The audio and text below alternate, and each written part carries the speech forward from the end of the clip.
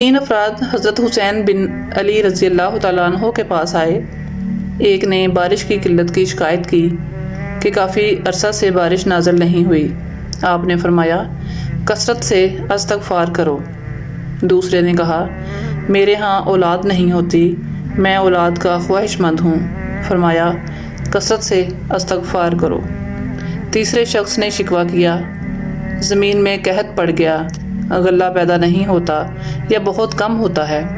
حضرت حسین بن علی رضی اللہ تعالیٰ عنہ نے اس سے بھی فرمایا کہ کثرت سے توبہ استغفار کرو۔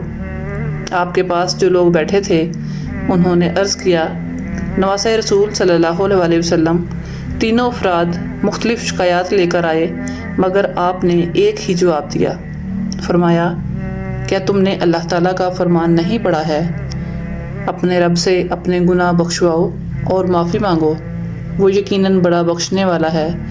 وہ تم پر آسمان کو خوب برساتا ہوا چھوڑ دے گا اور تمہیں خوب مال و اولاد میں ترقی دے گا اور تمہیں باغات دے گا اور تمہارے لیے نہریں نکالے گا۔